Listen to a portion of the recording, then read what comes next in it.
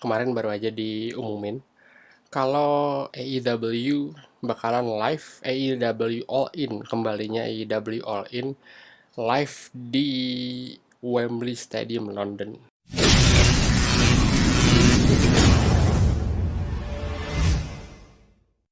Kalau lu bertanya-tanya nih, All Out itu apa sih bang? Lu kan biasanya banyak event atau universe. All In adalah sebuah gerakan yang sangat fenomenal gitu sebenarnya zaman dulu. Dimulai dari Dave Meltzer, jadi tahun 2018, di mana nge-retweet dan tahun 2018 itu di mana menurut gue sih ya masa kejayaannya NXT, maksudnya pro wrestling lagi oke, tapi cuma satu cuma satu brand ya WWE doang, belum ada yang lain. Terus di situ ada Dave Meltzer ditanya apakah akan ada sebuah promotion atau wrestling company yang bakal sold out di atas 10.000 gitu. Dan kata Dave Meltzer bilang kayaknya nggak bakal dalam waktu dekat, kata Dave Meltzer gitu. Di US ya, bukan di, kalau di Jepang kan ada Tokyo Dome New Japan gitu. Di US apakah akan seperti itu, dan kayaknya nggak dalam waktu dekat. Dalam waktu dekat. Dan Cody Rhodes waktu itu yang lagi kesal-kesalnya, anak muda kesal. Oke, tantangan diterima. Terus Cody Rhodes, Kenny Omega, dan Young Bucks eh, membuat segala macam cara untuk membuat sebuah promotion, tapi karena ya mereka kan basically bukan businessman, mereka itu lebih ke professional wrestler ya, jadi bukan nggak tahu cara bisnis gimana, jadi akhirnya mereka membuat sebuah promotion, dan promotion itu di itu di Chicago kalau nggak salah, di Chicago waktu itu, dan disebutnya All In karena mereka all in gitu. Ini mirip kisahnya kayak kayak WrestleMania pertamanya si Vince McMahon, jadi udah all in gitu, semuanya di all in lah. Mau bagus mau jadi mau enggak, dan ternyata dalam hitungan menit sold out 10.000 lebih di, gue lupa namanya, di stadium, di itunya apa, gue cek dulu ya, sorry. All in, all in 2018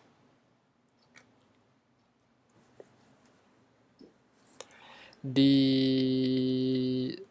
nah di Hoffman Estate, Illinois di Chicago, dan diperkirakan 11.263 attendance-nya gitu. Jadi ini promotion pertama yang di luar WWE di tahun itu gitu. Itu belum ada AEW ya. Tapi ini menjadi cikal bakal AEW waktu itu. Nah, karena yang tadi gue bilang, Cody Rhodes, yang Bucks, Kenny Omega itu bukan seorang businessman, jadi mereka masih nggak ngerti. Mereka minta bantuan Ring of Honor untuk productionnya. Jadi, dan di sini mulai nggak jelas gitu. Eh, Headnya itu Cody Rhodes, yang Bucks, Omega, tapi productionnya itu dipegang dan haknya itu dipegang sama Ring of Honor. Jadi itu tuh bingung pas apa namanya, productionnya orang-orang Ring of Honor, terus apa namanya, eh hak siarnya juga punya Ring of Honor. Jadi pas mereka buat all in dan sukses, dan itu ngelihat ada investor seorang bernama Tony Khan atau Khan Family mau invest, akhirnya mereka membuat sebuah promotion namanya EW. Tapi mereka nggak bisa pakai all in karena mereka ya, maksudnya yang tadi ya, namanya mereka professional wrestler bukan businessman, jadi mereka nggak ngerti, oh ternyata ini dihaknya sama Ring of Honor. Gua nggak ngerti jelasnya ini milik Ring of Honor atau milik split, atau gua nggak ngerti gimana, tapi yang jelas AEW udah nggak bisa ngegunain, meskipun all in cikal bakal dari AEW, tapi AEW udah nggak bisa menggunakan all in pada saat itu. Dan di tahun 2021 ya, 21 AEW ngebeli semua Ring of Honor. Jadi dari perusahaannya ya, Tony Khan sebenarnya perusahaannya, terus hak siarnya, terus apa namanya itu, library-nya, dan termasuk all in, akhirnya all in bisa dibeli lagi sama AEW. Jadi All In sekarang udah resmi milik AEW, dan baru di tahun 2023 All In 5 tahun setelah kejadian All In itu, All In ada di Wembley Stadium gitu. Dan banyak orang yang eh kayak nggak suka atau kayak mempertanyakan ini bakalan bisa nggak sih ya, ini bakalan sell nggak nih 90.000 kayak gitu-gitu kan. Gue sih sebenarnya ya, ini bukan halnya pertama, ini gue tidak bermaksud untuk menjelekkan AEW, nggak.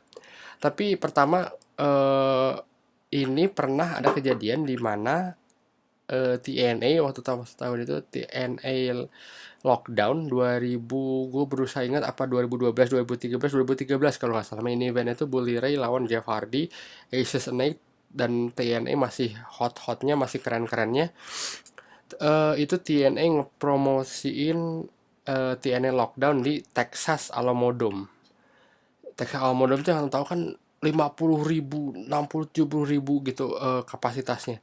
Ternyata pas di sana, pas kejadian itu cuman ada 10.000 apa sampai 11.000 orang. Jadi dari stadion besar gitu, yang lu tahu, lu kebayangkan stadion besar gitu, tak mereka cuma ambil spotnya buat 10.000 orang doang. Nggak kelihatan kayak kosong sih, cuman ditutupin apa segala macam. Ada kecenderungan ke situ gitu. Tapi sih gue nggak percaya ya AEW ke sana, karena AEW sangat well crafted dari segi produknya juga udah bagus gitu. Tapi masih banyak aja hater-hater yang bilang ah nggak bakalan ya AEW nge-sell.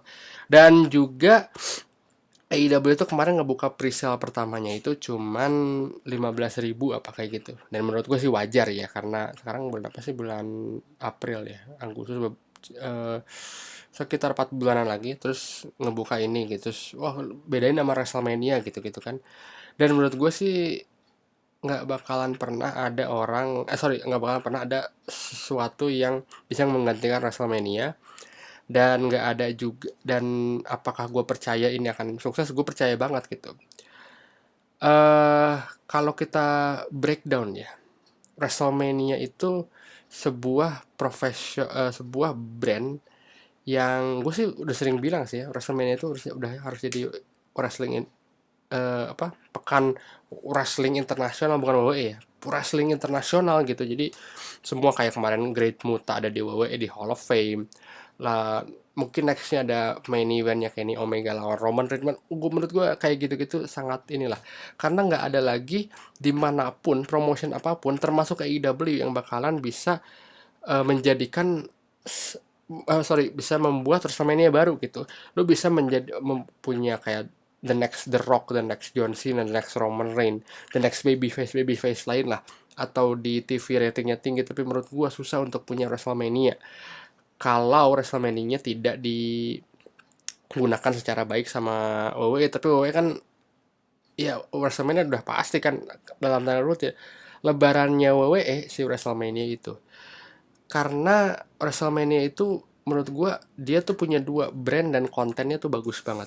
Brand WrestleMania itu ada pay per view pertamanya WWE, dan wrestling, bisa gue bilang wrestling tapi enggak sih, cuma misalnya WWE lah, umurnya udah 40 tahun. Jadi brand WrestleMania itu udah sangat, orang tuh yang nggak suka wrestling atau mungkin selebriti yang nggak suka wrestling ya bakalan nonton gitu ke WrestleMania. Dan dibanding brand, lu lihat tuh kan suka ganti-ganti nama pay per view karena saking tidak, ya biasa aja gitu, nggak ya, kecuali Survivor Series, Royal Rumble, dan SummerSlam. Tapi menurut gue WrestleMania itu sangat, brandnya itu wah keren banget lah, penuh selebriti, eventnya keren, wah pokoknya gitulah. Dan konten dari konten WrestleMania itu ya banyak banget, udah 39, udah hampir 40 tahun, tahun depan udah 40 tahun.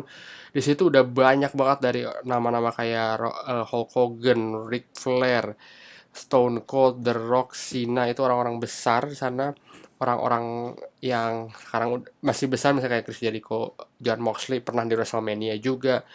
Nama-nama besar lain kayak banyak banget lah, maksudnya dari, dan nama-nama besar kayak misalnya kayak Snoop Dogg, Kid Rock, Mike Tyson, selebriti-selebriti besar yang sekarang lagi hotnya Logan Paul misalnya gitu, ada di WrestleMania. Jadi menurut gua dari segi brand dan kontennya itu sangat susah di apa namanya, dilewatin gitu, bisa udah nggak bakal ada yang menggantikan WrestleMania, gue percaya itu. Dan apakah All Out akan ke sana arahnya? Menurut gue sih enggak ya. Menurut gue All Out akan menjadi All In akan menjadi sesuatu yang spesial lah ya, kayak SummerSlam lah ya, kayak Clash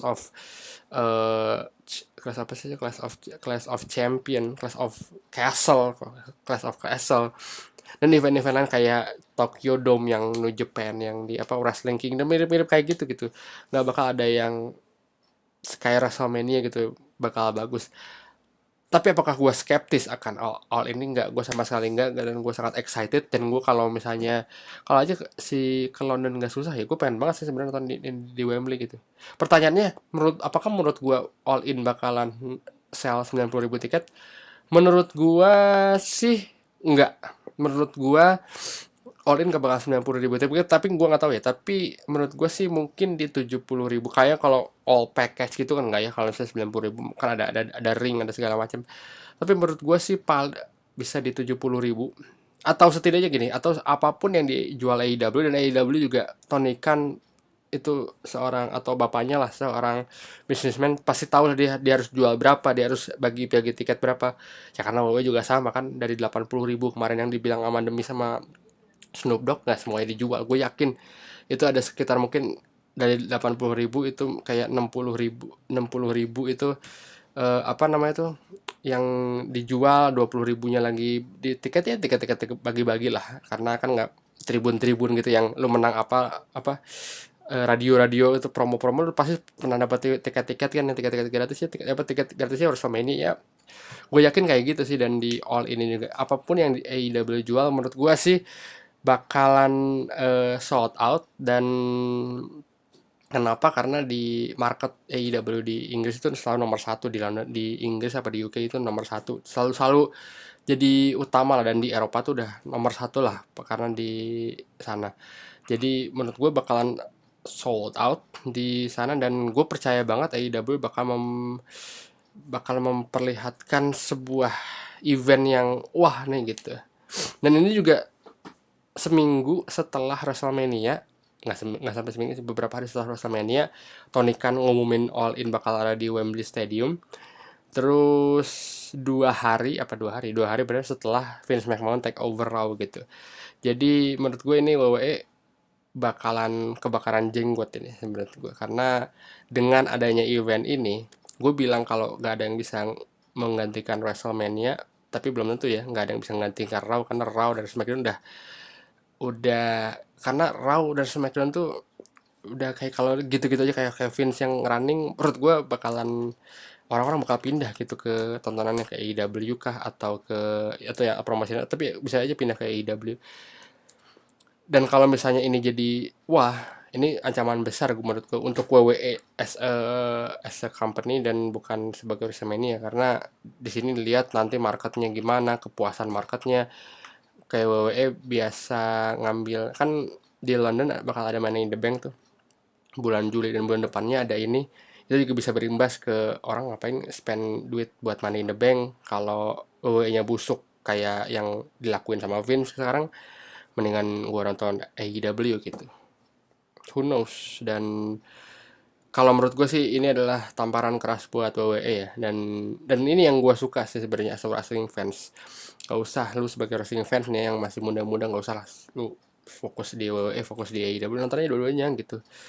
Jadi kalau kayak gini kan jadi seru ya. Lu tiap bulan bakalan, kebayang lah kalau misalnya akhirnya Vince, oke lah, kreatif gue nggak megang lagi, gue udah megangnya apa namanya, chairman aja, misalnya kayak Vince kayak kemarin gitu. Triple H sudah running kreatifnya, dan kreatifnya oke kayak kemarin kan, kreatif kayak Sami Zayn, dan kayak kayak WrestleMania 2 hari kemarin lah. 2 hari kemarin tuh WrestleMania dengan penuh puja-puji dari semua wrestling fans. Dan kalau kayak gitu, misalnya Money in the Bank bagus, SummerSlam bagus, WWE nggak perlu takut akan All In ini. Dan kita sebagai wrestling fans malah seru, kita dapat tontonan Money in the Bank seru, SummerSlam seru, dan si All In seru. Oke, seru-seru kan, jadi apa? Kita sebagai pro wrestling fan nonton aja gitu. Jadi gitu menurut gue. Tapi kalau misalnya WWE tetap, Vince McMahon tetap pengen running kreatif, terus dia ngalamin kreatif kayak kemarin, dan itu pasti bakal berimbas sama gue, dan bakal berimbas di kedepannya kayaknya, karena kan sebelum era Triple H susah tuh WWE juara WrestleMania aja susah, apalagi nanti cuma mandiin the bank, dalam tanda kutip cuma mandiin the bank gitu doang, pasti bakal beli susah kalau menurut gue.